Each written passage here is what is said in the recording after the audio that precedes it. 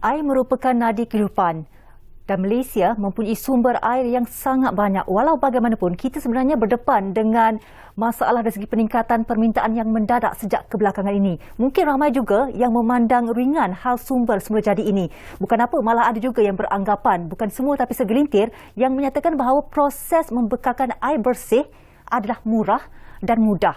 Tapi tahukah anda sebenarnya operator perkhidmatan bekalan air di Malaysia kini, mereka ni berdepan dengan cabaran dalam nak memastikan pengguna mempunyai bekalan air bersih yang berterusan, dalam masa yang sama nak memastikan kelestarian masa depan bekalan air. Assalamualaikum, Ruang Bicara malam ini bersama-sama saya Zain Nasir, hos anda, dan kita akan bersiaran selama 30 minit. Nah, apa kita nak bincangkan untuk malam ini adalah pemulihan ekosistem melalui pelestarian air bersih. Jadi kita terus saja bersama-sama tetamu melalui aplikasi Skype ketika ini, Encik Muhammad Fazil Ismail yang merupakan pengarah Unit Komunikasi Korporat dan Hal Ehwal Pengguna Suruhanjaya Perkhidmatan Air Negara atau SPAN. Assalamualaikum, Cik Fazil. Waalaikumsalam warahmatullahi. Baik, Cik Fazil, sebelum kita pergi lebih jauh berkaitan dengan bagaimana pelestarian air bersih ini mampu untuk bantu memulihkan ekosistem, elok rasanya sebagai permulaan kongsikan dari segi fungsi dan juga peranan SPAN itu sendiri. Terima kasih Puan Zainal. Terlebih dahulu ingin saya kongsikan bahawa SPAN ataupun Suruhanjaya Perkhidmatan Air Negara ini merupakan sebuah badan kawasaria bagi perkhidmatan bekalan air dan pemutungan bagi negeri-negeri di semenanjung Malaysia dan wilayah Persekutuan Labuan, di mana bidang pemantauan SPAN adalah pada perkhidmatan air terawat. Namun, SPAN juga bertindak apabila melibatkan pencemaran terhadap sumber air yang digunakan untuk pembekalan air bersih dan juga apabila berlakunya pencemaran terhadap lurang-lurang kumbahan ataupun sistem perkhidmatan bagi perkhidmatan air dan pemutungan itu sendiri. Baik, dan kalau kita melihat kepada World Environment Day 2021, bagaimana pelestarian air bersih ini mampu untuk memulihkan ekosistem? Okey, baik, terima kasih. Tema sambutan Hari Alam Sekitar Sedunia ataupun World Environment Day yang bakal disambut pada esok iaitu 5 Jun 2021 adalah pemulihan ekosistem. Okey, di situ kita lihat bahawa sistem yang melibatkan interaksi, ini adalah terjemahan bagi ekosistem, ialah sistem yang melibatkan interaksi antara satu komuniti, antaranya haiwan, tumbuhan dan sebagainya dengan alam persekitarannya yang tidak bernyawa. Ini definisi daripada Kamus Dewan edisi keempat.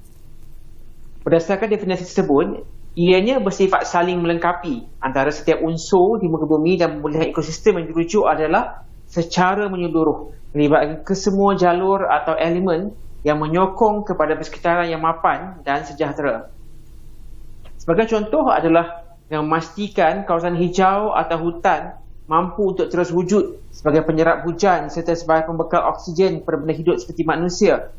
Begitu jua halnya dengan elemen kedua terpenting, iaitu air bersih. Saya anggap air bersih ni adalah elemen kedua terpenting selepas udara.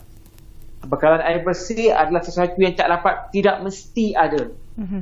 Perlu terus disediakan bagi kelangsungan dan kesejahteraan hidup bagi organisma hidup seperti manusia. Untuk memastikan bekalan air bersih dapat terus dilestarikan, langkah memelihara dan memeliharanya perlu dijalankan dengan lebih giat.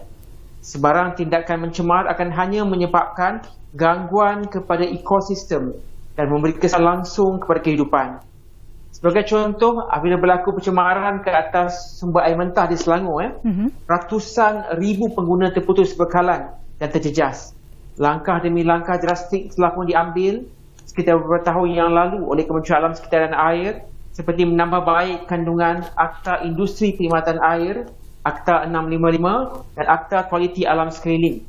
Selain itu, Kementerian turut memperkenalkan program Denai Sungai Kebangsaan dalam mengajak komuniti setempat untuk peduli tentang situasi sungai berhampiran mereka, dan pelaksanaan program ini telah berlangsung dengan meluasnya.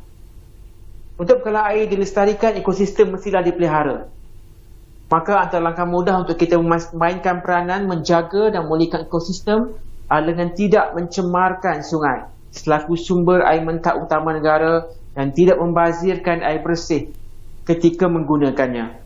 Dengan memelihara sumber air dan membersihkan dan memastikan bekalan air bersih tidak dibazirkan, kita secara tidak langsung membantu menjaga ekosistem sedia ada. Ya, baik.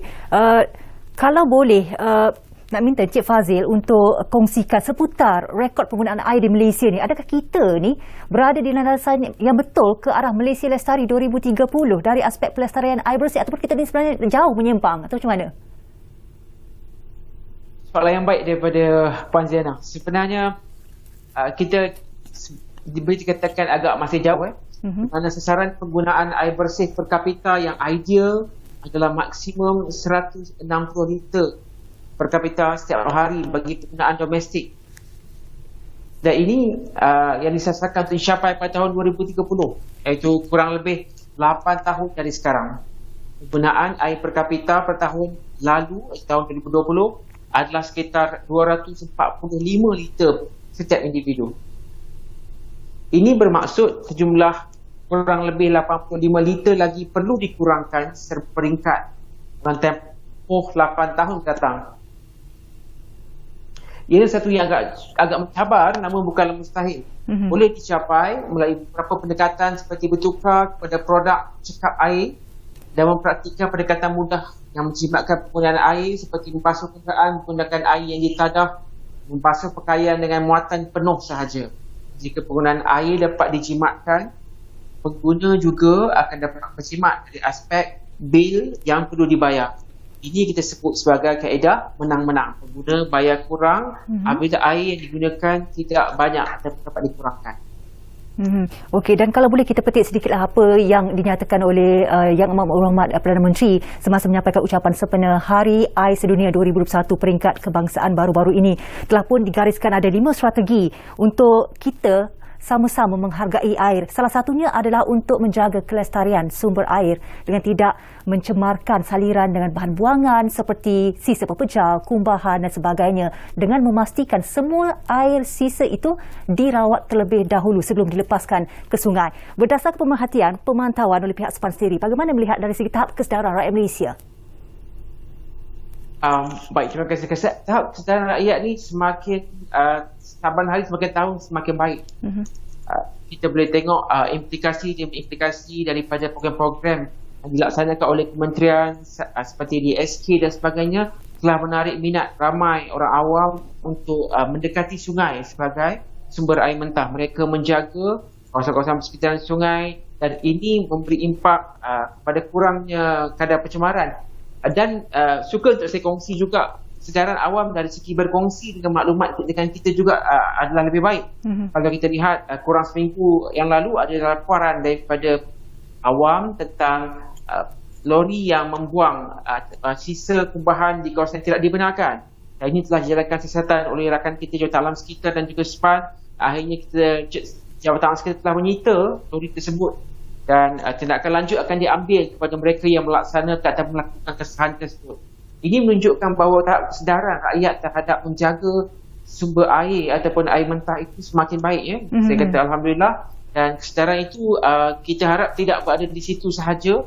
Kita berharap dilanjutkan lagi kerana menjaga atau memastikan kelestarian air ini sangat penting. Tak ada satu aktiviti yang boleh kita buat daripada awal pagi sampai malam yang tidak melibatkan air. Kita perlu cakap tentang water footprint.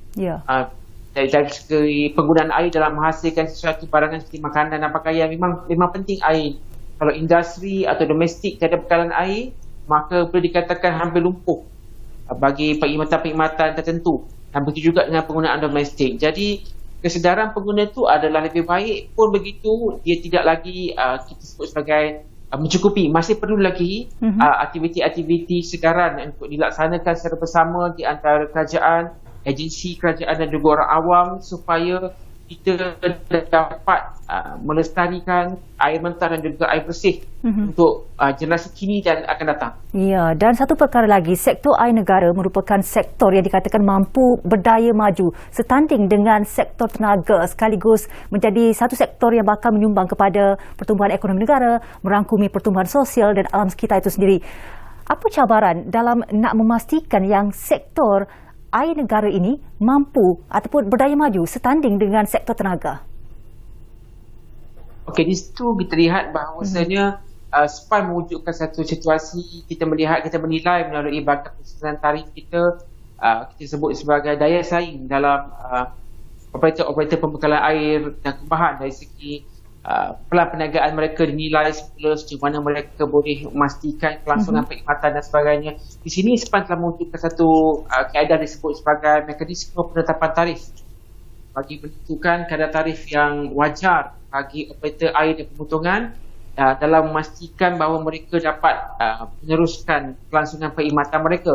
Dan langkah sama turut diambil oleh kerajaan melalui pelbagai geran melalui kaedah 1, kaedah 2 dan kaedah 3 dalam menambah baik kualiti perkhidmatan, termasuk menyelesaikan masalah yang agak utama dalam industri mata air ni adalah air tidak terhasil atau NRW.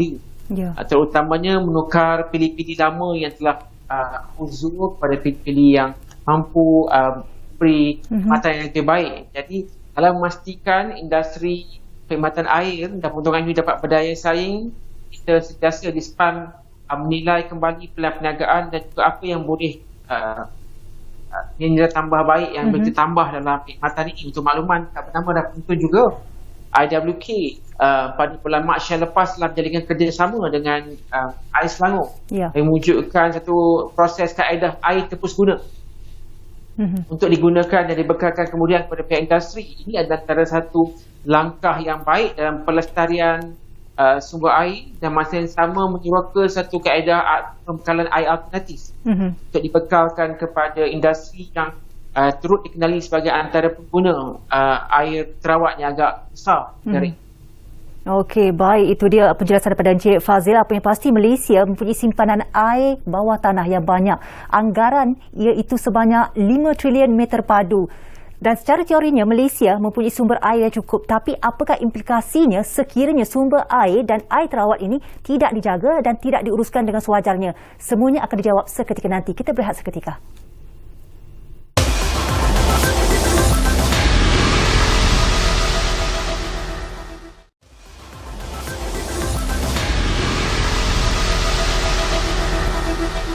Ya, kembali bersama-sama kami menerusi ruang bicara malam ini. Kita bincangkan topik pemulihan ekosistem melalui pelestarian air bersih bersama-sama Encik Muhammad Fazil Ismail, Pengarah Unit Komunikasi Korporat dan Hal Ehwal Pengguna Suruhanjaya Perkhidmatan Air Negara atau SPAN. Baiklah, kita kembali bersama-sama Encik Fazil ketika ini.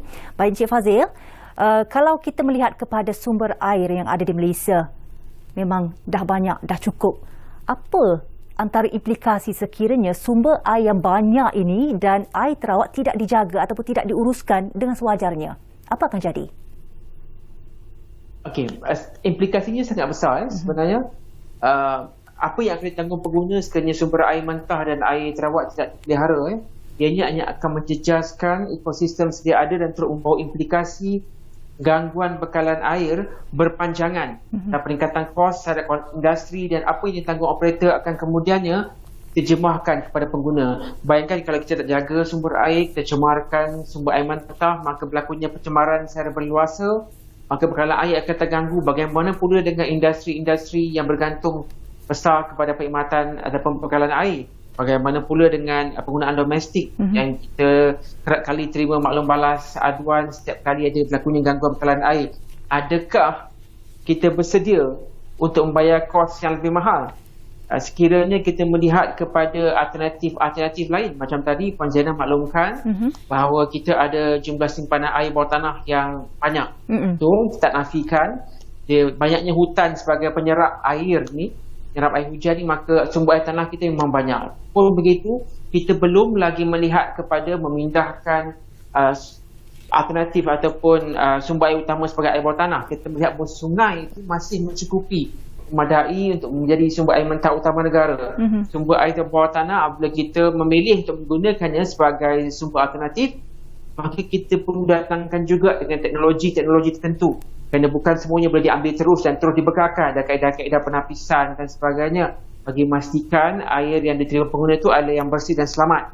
Begitu juga kalau kita mempertimbangkan teknologi seperti menyah garam air laut ada dilaksanakan di beberapa negara, kosnya sangat tinggi. Jadi adakah kita bersedia untuk membayar kos dengan lebih tinggi sekiranya teknologi-teknologi ini digunakan apabila kita mengabai tahap-tahap kebersihan yang patut kita beri kepada sumber air dan juga kemaziran yang berluasa yang kita buat yang akhirnya memberi implikasi buruk kepada kita. Ini yang kita lihat bahawa gangguan-gangguan berpanjangan sekiranya air tidak dijaga, tidak diuruskan dengan sempurna akan beri kesan langsung kepada industri pelancongan, industri makanan dan juga kepada penduduk negara ini secara amnya. Banyaknya sumber air kita yang ada juga memerlukan kita untuk menjaga, mempunyai pelan perancangan yang baik agar sumber air yang ada itu tidak disediakan. Untuk makluman, kita bergantung pada kurang lebih 200 batang sungai untuk membekalkan sumber air kepada pengguna-pengguna setiap hari di seluruh Semenanjung Malaysia dan Labuan. Semakin hari jumlah sungai yang mampu menjadi sumber air mentah kita semakin berkurangan akibat pencemaran. Sekiranya satu masa nanti sungai-sungai tersebut dia tidak boleh lagi menampung jumlah yang diperlukan, maka kos terpaksa ditingkatkan di pihak operator bagi mencari alternatif-alternatif lain yang kemudiannya akan beri kesan langsung kepada pengguna dan industri. Ini yang kita nak elakkan sebenarnya.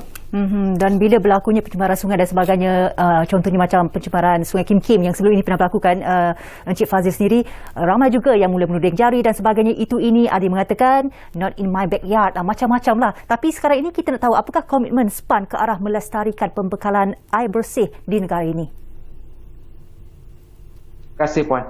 Komitmen yang diberikan adalah penuh dari semua agensi di bawah Kementerian Alam Sekitar dan Air dan memulihkan ekosistem termasuk oleh SPAN dan rakan kami di sebuah lagi agensi iaitu Indah Water Consortium ataupun AWK. Untuk makluman bagaimana yang saya maklumkan tadi, AWK telah mengusahakan air tebus guna bersama dengan rakan operator iaitu Air Selangor yang dimeterai pada 16 Mac 2021 dan ini antara merupakan usaha ke arah melestarikan bekalan air bersih. Pada waktu yang sama menyediakan bekalan alternatif kepada industri yang merupakan antara pengguna sekunder bekalan air bersih di negara ini.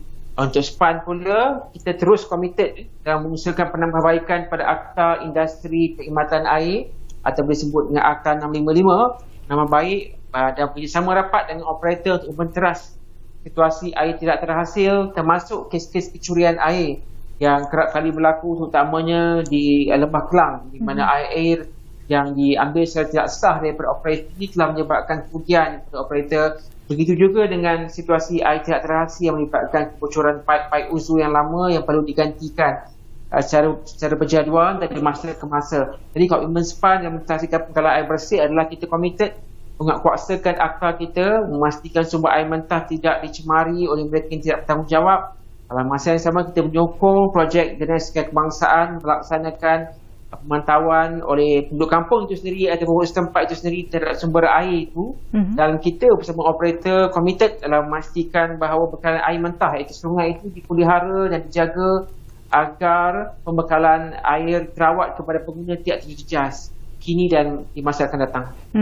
Okey, apa yang boleh dilakukan secara bersama oleh umum demi untuk melestarikan bekalan air bersih dapat dijayakan? Banyak sebenarnya perkara yang boleh dikongsi ataupun dibantu oleh orang awam kerana usaha pemulihan ekosistem ini memerlukan kerjasama semua pihak. Paling mudah adalah jangan cemar dan jangan bazir. Jangan cemarkan sumber air dan jangan bazirkan penggunaan air bersih. Bil anda bayar kurang, bil anda pun jimat. Anda boleh bantu kerajaan dan bantu diri anda dengan bertukar pada produk yang mempunyai label cekap air ataupun yang SPAN kenalkan skin pelabelan produk cekap air dan sekiranya anda mengesyaki sebarang perbuatan yang dilihat boleh mengganggu gugat perkhidmatan bekalan air pembentungan, kita laporkan kepada agensi berkaitan seperti Jabatan Alam Sekitar maupun SPAN. Tindakan boleh kita ambil terhadap mereka yang melaksanakan perkara yang tidak sepatutnya ini dan perkara ini dapat kita hentikan segera supaya pelestarian air dan penjagaan ekosistem itu dapat dilaksanakan ataupun dijayakan dengan baik sama-sama dengan patuh orang. Memang kita perlukan kalau kita dengar daripada ketua-ketua kita sendiri, ketua Seri Ujang, dia selalu ajak orang ramai turut bersama-sama dalam buat apa pun kempen kita kena libatkan orang awam. Orang awam adalah orang yang paling kesan dari segi membantu pelaksanaan menjayakan kempen-kempen pelestarian alam sekitar atau terutama melibatkan sumber air. Okey, kalau ikutkan sekarang ini, apa antara isu-isu yang menjadi tumpuan SPAN sendiri yang dilihat sangat kritikal untuk diberikan fokus? Okey, pertamanya kita kurangkan kehilangan hasil di pihak operator. Kalau kita lihat bahawa antara cabaran besar di pihak operator ini adalah kehilangan hasil akibat disebabkan termasuk nak revenue water dapat air tak terhasil. Jadi untuk curb ataupun untuk menyelesaikan masalah air tak terhasil dia memerlukan pelaksanaan serba peringkat, iaitu pertukaran dibeli ataupun pipe-pipe lama yang ada di negeri ini pada yang lebih baik, kualiti lebih baik dari masa ke masa. Yang kedua, kita sangat concern ataupun kita sangat komited dalam memastikan penggunaan air per kapita itu dapat dikurangkan. Sebenarnya kita gunakan lebih yang kita gunakan tadi, macam saya maklumkan tahun lepas 240 liter setiap hari, banyak tu sebenarnya. Kita kurangkan. Ada orang tanya mustahil tak? Untuk kita tak mustahil, sebab jiran kita di sekatan tanah air menggunakan sekitar 170, 180 liter saja setiap hari, setiap individu. Sedangkan kita dengan geografi yang sama, dengan keadaan yang ke bumi yang sama, menggunakan lebih daripada itu, 245 liter. Benda ini kita boleh kurangkan dengan syarat kita faham kaedah-kaedahnya, macam yang saya maklumkan tadi, iaitu menggunakan peralatan cekap air dan menggunakan kaedah-kaedah mudah. Jangan pasir air. Ada kaedah yang mudah, ada mandi macam serangkap Datuk Seri KSU sebelum ni, 3 minit saja dalam air dan sebagainya. Mungkin nampak berkaitan humor, tapi sebenarnya ia dapat membantu kita kurangkan penggunaan air dan mengurangkan paziran air itu sendiri. Itu antara dua perkara yang diberi perhatian SPAN. Hal ketiga adalah kita nak pastikan bahawa penerimaan air dari segi liputan di seluruh negara untuk Sembilan Malaysia dan Labuan ni adalah mencapai tahap 1% saat semua kawasan-kawasan luar bandar pun menerima tekanan air. Itu yang mendorong kerajaan melalui satu inisiatif projek alam sekitar tanah air berkenaan projek wakaf air. Projek wakaf air ni kita menunggu mewujudkan projek-projek membekalkan pembekalan air bersih kepada kawasan luar bandar, terutama kawasan-kawasan yang seperti orang asli dan sebagainya, agar mereka mendapat bekalan air bersih seperti yang lain. Projek ini telah banyak berlangsung. Saya kira lebih daripada 6 projek telah pun siap dilaksanakan, dan ini antara komitmen yang kita beri. Saya dari pertama tadi nak mengurangkan kadar air tak terhasil, yang kedua adalah kita nak kurangkan penggunaan air per kapita, yang ketiga kita nak pastikan bahawa pembekalan air ini sampai kepada seluruh pengguna di seluruh pelosok Malaysia maksimumnya. Dan kedua halnya mempointer terhadap jaringan saluran pembentungan yang agar dapat semuanya bersambung pada saluran pembentungan utama, agar dapat pengawasan terhadap kualiti perkhidmatan pembentungan juga adalah baik bagaimana perkhidmatan bekalan air. Okey, baik. Sebelum kita usai sedikit, apa penghayatan sebenar melestarikan air bersih yang perlu difahami oleh setiap rakyat Malaysia? Sebagaimana kita sangat bergantung kepada air bersih setiap hari, satu aktiviti yang kita buat tanpa memerlukan air, itu juga lah kita kena pastikan bahawa benda akan dapat kita wariskan ataupun pastikan kelangsungannya di masa-masa akan datang. Melestarikan itu maksudnya memastikan ianya dapat di-sustain jangka masa yang panjang. Jadi melestarikan air bersih ini bermaksud bahawa kita nak setiap dari kita mempunyai selamat dalam diri dan tanggungjawab, bahawa kita kena sama-sama membantu memastikan bahawa sumber air tidak dicemari, bekalan air yang kita dapat kita tidak pastikan agar bekalan air bersih atau kita sebut sebagai mukjizat daripada Tuhan ini dapat kelestarikan, kekalkan untuk semasa mendatang. Bukan hanya untuk diri kita sahaja, malah untuk generasi-generasi akan datang, agar bekalan air bersih ini dapat memberi manfaat kepada ramai. Baiklah, apa yang penting sekarang ini, masyarakat harus memainkan peranan dalam memelihara air, mengamalkan langkah-langkah penjimatan air bermula sekarang dan menggunakan air dengan lebih cekap dalam kehidupan seharian yang akan mendatangkan impak positif terhadap ketersediaan bekalan air mentah untuk jangka masa yang panjang. Jadi semua memainkan peranan yang sangat penting. Terima kasih kita ucapkan kepada Encik Muhammad Fazil Ismail atas penerangan berkenaan dengan topik kita hari ini, pemulihan ekosistem melalui pelestarian air bersih. Terima kasih banyak-banyak Encik Fazil. Sama Puan. Ya, Assalamualaikum. Assalamualaikum warahmatullahi. Okey, itu dia kita baru saja bersama-sama Pengarah Unit Komunikasi Korporat dan Hal Ehwal Pengguna Suruhanjaya Perkhidmatan Air Negara SPAN, Encik Muhammad Fazil Ismail. Kita bincangkan berkaitan dengan bagaimana cara untuk kita lestarikan air bersih, kerana air merupakan sumber ataupun nadi kehidupan yang sukar dicari ganti. Anda kata satu hari nanti kita menghadapi masalah dari segi bekalan air yang bersih tidak ada, dan itu memerlukan kos yang sangat banyak. Jadi bermula hari ini kita perlu lakukan perubahan untuk sama-sama kita pastikan bekalan air bersih sentiasa kita peroleh dari semasa ke semasa, dan perlu kita warisi juga kepada anak cucu kita, generasi pada masa hadapan. Baiklah, sekian dulu untuk Ruang Bicara edisi malam ini. Saya Zainal Nasir, insya-Allah kita jumpa lagi. Assalamualaikum dan selamat malam.